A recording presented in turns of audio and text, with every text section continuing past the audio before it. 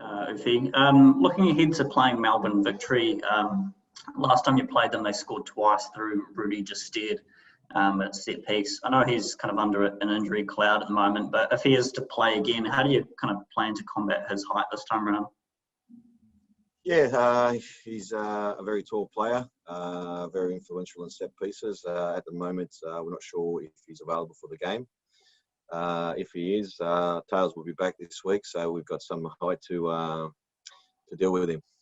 So yeah, just confirming Taylor will start tomorrow night. Well, that's what you're really asking. So yeah, Tails will start, mate. Yeah, yeah.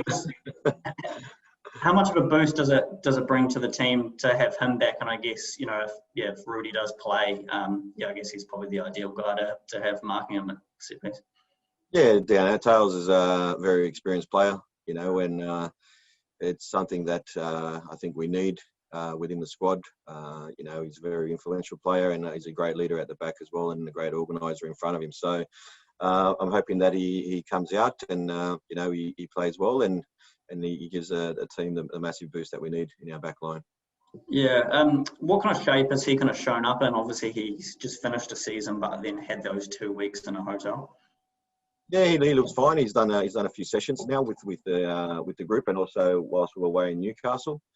So he actually looks a lot leaner, playing in a hot country with a lot of humidity. So he's come back lean and fit.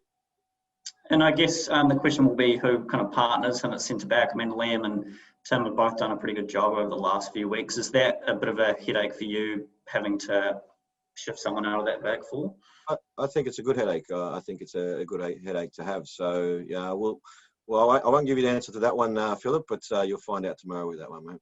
Yeah, and obviously there's 3 games within 8 days. This is the second one. Do you have to rotate for this game? I mean, it's obviously an important one for the team as well to try win. Yeah, we can rotate, but I don't believe we need to rotate. It's what we do in between and how we refresh the players and get them ready for the next game. As long as they're, available and fresh, we'll make a decision on how the boys pull up. They had recovery yesterday. We'll have a very light session today and get ready for the game for tomorrow.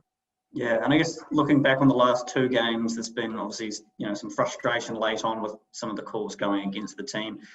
Is it easy to kind of move on and not let those kind of moments affect the team? Well, they're in the past now, so we can't. That's gone. So our focus is on what we need to do against Melbourne Victory tomorrow evening. So, we take our learnings from the games that we've played. We take the positives and we try to fix the negatives, not so negative, but the things that we're not doing well. And we try to improve every game. And the greatest thing about football is the closer the games, the more opportunity you have to fix things. Yeah, and I guess one of the positives is, Tom has scored in back-to-back games now. You're hoping he can kind of just, continue that momentum now that he's got a couple of goals? Yeah, we hope he continues that momentum. He got close to 55, 60 minutes in his legs in the last game. So, hopefully we can continue to build him up. And as we build him up, if he continues to score, that's even better. Yeah, I guess just a final one for me. Like, how key is he to the team's hopes of, I guess, kicking on and making the top 6? He was obviously kind of the big off-season signing. Yeah, look, he's a very important player to us. So, for him scoring goals and for us to win games is very important. We need to maximise these next 2 games. We need to get 6 points if we want to get anything out of this season. Awesome. Thanks for that. Thank you. Just to add there, hi, Ufuk. Stephen Taylor, obviously you mentioned coming back in. Is he been officially given any sort of leadership sort of roles within the team, or is he being just brought back in for his sort of on-field experience? He'll do both. You don't need to wear the armband to be a leader at the end of the day, and Tails will do that off the field and on the field. So at the same time, he's got a lot of experience, like I said. He's played the game at the highest level, so he'll bring that experience to the team again. But like I said, you don't have to wear the armband to be a leader. And we touched on the 3 games in 8 days stretch, but you've also got a stretch of home games coming up. I think it's 4 in a row. I know it's a home away from home at the moment, but is that something you are sort of still looking to use to your advantage? Yeah, I'm glad that you call them home games, but for us, look, we're playing in Wollongong. It's very important for us where there is no travel, where we can maximise these next 2 games. And like I said, it's very important for us to walk away after these 2 games with 6 points. if we want to, get into the top 6 and make the top 6, it's very important that we do this with these next 2 games. Because, yeah, as you said, it's not 10,000 fans wearing yellow screaming in the stands, but that lack of travel, that sort of being able to stay in one base for what is it, 2 weeks, is that quite a strong advantage? Well, it is an advantage of not travelling. Obviously, being in Wollongong and playing at home. Well, when I say home, but playing in Wollongong, it does help without the travel. So, at the end of the day, look, we've been in Australia. The travel has been a lot less than usual from travelling from Wellington to Australia all the time, every second week. But at the end of the day, for us, like I said, we take our learnings from our past games, and it's very important that we, finish strong in these next 2 games. And just one question, maybe completely away from football. Obviously, New South Wales has been hit quite hard with weather in the last few days. Have you guys been affected at all in any way in Wollongong? Yeah, the weather has been terrible. So at the moment, we're chopping and changing and finding parts of the field where we can actually do a proper session. So I'm hoping that the field holds up this morning, so we can actually get onto the park and do things. Otherwise, we'll have to use some indoor facilities to go through what we're going to do for tomorrow. And obviously quite a few Aussies, and I think quite a few from sort of New South Wales in the squad as well. Everybody's sort of unaffected in the sense of, nobody's had to fly out to be with family or anything? No one's been affected in that sense. So everyone's all good. Right. Thank you.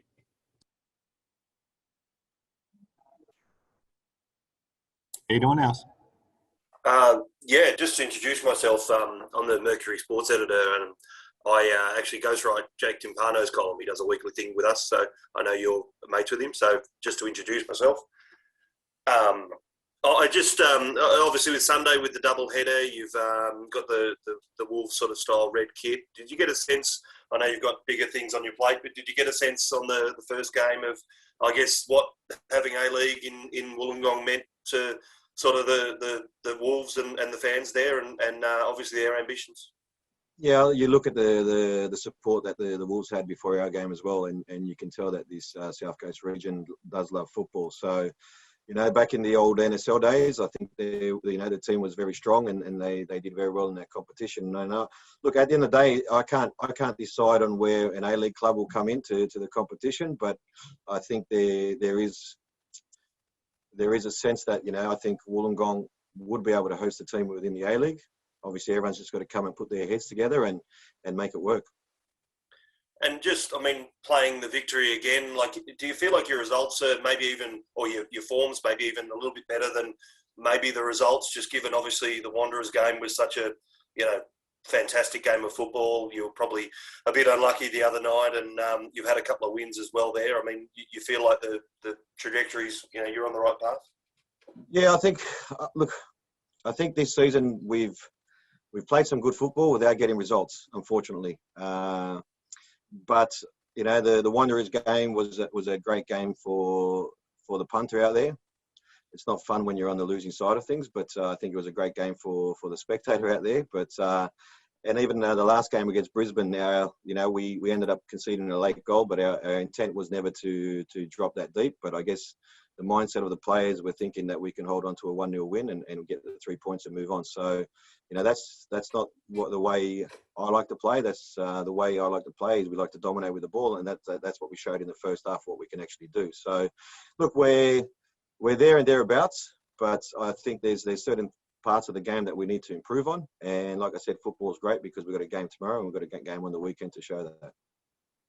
I read the comments there just from Jacinda Ardern regarding a potential announcement next month of the quarantine or the Australian-New Zealand travel. But obviously your back-ended draw, you've got quite a few away games. Do you sort of feel like it's more or less confirmation now that your season definitely will be in Wollongong, or have you addressed that at all? No, well, the club is looking at it at the moment, and we're hoping that it does open up. And I think there's a couple of windows where we can get back to play a couple of games back in New Zealand. Okay, yep. Just finally from me, I know you talked about the pitch and obviously hoping it clears tomorrow. You're expecting no issues for tomorrow night game. I know Wynn Stadium tends to drain fairly well. Well, we're hoping. The weatherman says that it's going to be 26 degrees tomorrow, so we're hoping that it's a nice day tomorrow. For me, it was more important about this morning before our training session when we go out there, because today is as a tactical session for us for the preparation for the game tomorrow. So, but I think I think the stadium will be fine tomorrow. Great, appreciate that. Thank you. Ufuk Talay here from News Hub. Just a couple from me. You sort of highlighted the importance of the next 2 games. Do you feel like the chances of playing finals footy is slowly slipping away? No, there's still 42 points up for grabs. So the way, if we want to build momentum, that's why I'm saying these next 2 games are very important for us to maximise and get 6 points. Otherwise we put ourselves in a difficult position if we don't.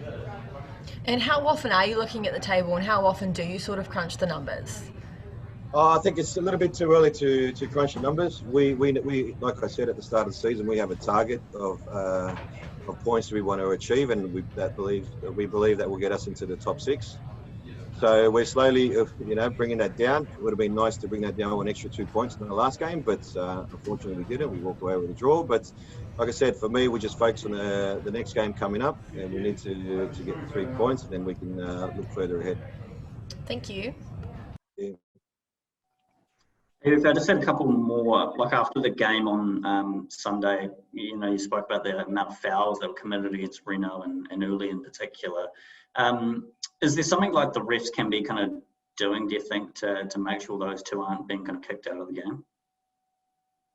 Look, at the end of the day, football is a spectacle, and we want our best players on the park, and it's about entertainment, and those are our creative players. So, and like I said, what for me they need to understand is those little niggly fouls in transition when we break and stuff like that is also a tactic employed to stop us from obviously hurting the opponent. So it's for me it's an accumulation of fouls. Sometimes it's not the same player, but when I say the same player, not the same player committing the foul, but it's generally the same player that's getting the foul against them, you know what I mean? So it's either Uli or Reno when we're breaking that we get a foul against us, which kills our momentum going forward, especially when we win the ball in transition. So look, at the end of the day, that's something for them to look at, and that's something for them to deal with at the same time.